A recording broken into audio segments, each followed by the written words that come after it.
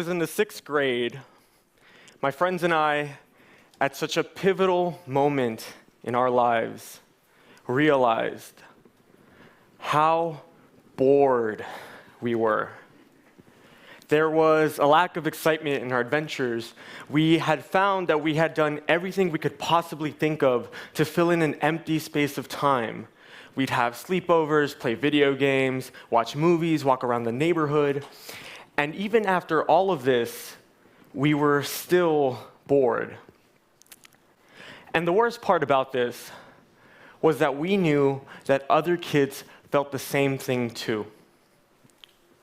So after talking and discussing amongst ourselves, we realized that as much as we tried to fix our boredom, we weren't doing anything substantial about it.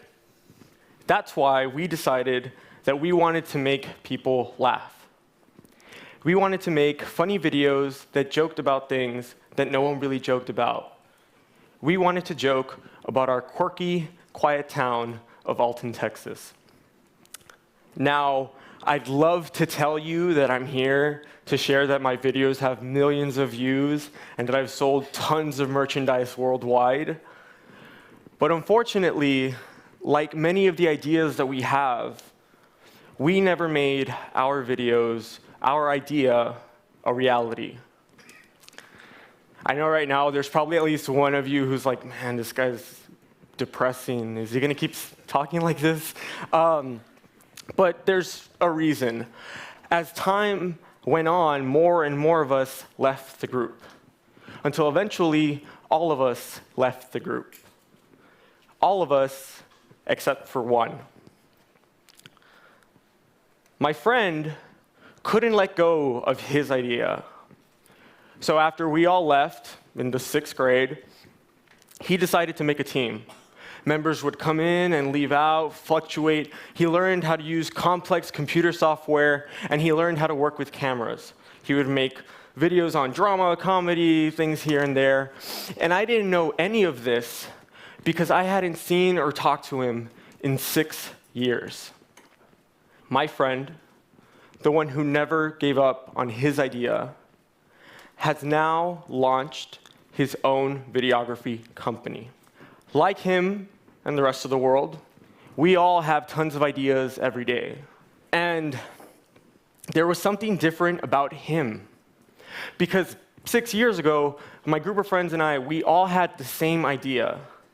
But he was the only one who actually saw it through. How many of you ever feel a drive inside of you that tells you, take a chance? What if? Why not? For many of us, while we're sitting down at work, eating lunch, or waiting to drift off to sleep, we get a sense of that feeling, that drive that we had.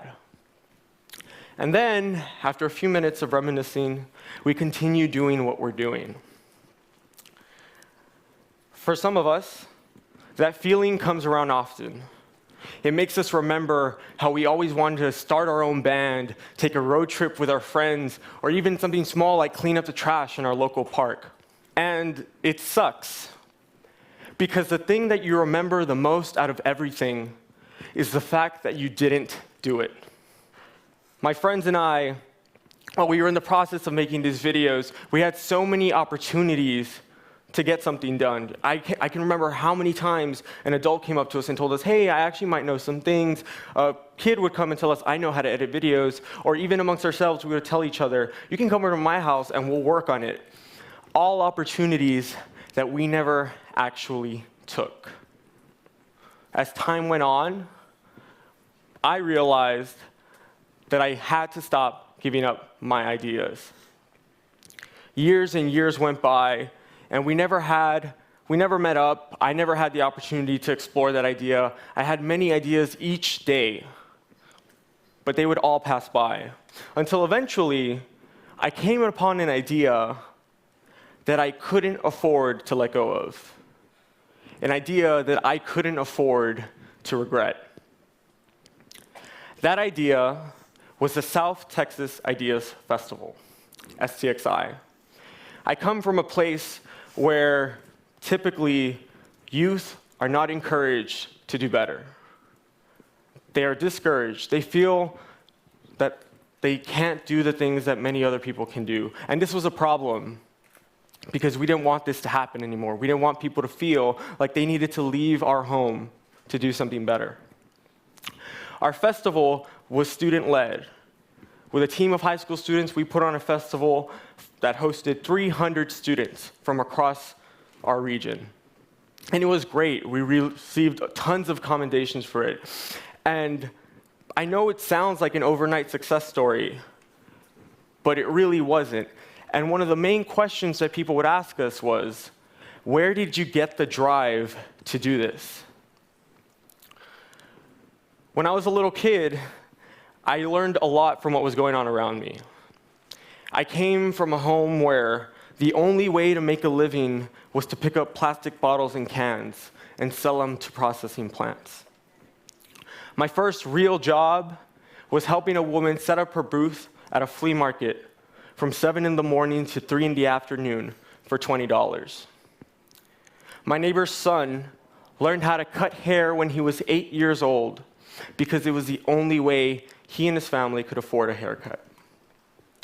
At such a momentous time in my life, I thought that I was limited, that my community was limited, my neighborhood was limited, all because of our circumstances.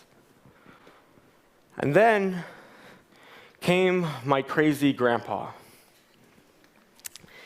I went home, and one day he was watching TV, and he told me, "Michael, look, I want this." Not the horse, the pole.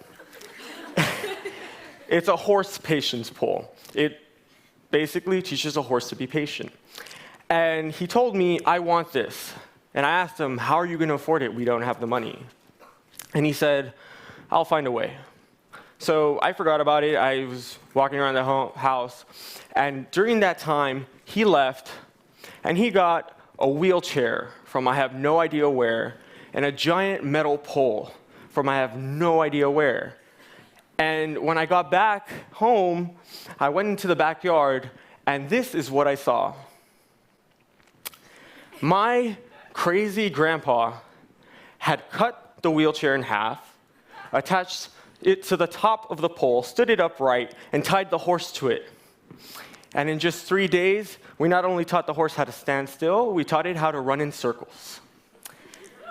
And I remember when I saw this, my mind was blown away because I had never seen someone take that initiative to do something despite the odds. And thinking about it now that I'm older, I realize that I'm not that impressed in the actual pole because at the end of the day, it's just a pole. I was more impressed in the fact that my grandpa went out and did it. He didn't let resources get in the way of his idea. He didn't find a reason not to do it. He didn't choose to experience regret. If you feel that idea, that tug, then I'm telling you, do what my grandpa did, because that same drive that he had is what made the South Texas Ideas Festival possible. It was a team of high school students. We had no idea what we were doing. We just knew that we wanted to present a big festival to the people of our community, to show them everything we got.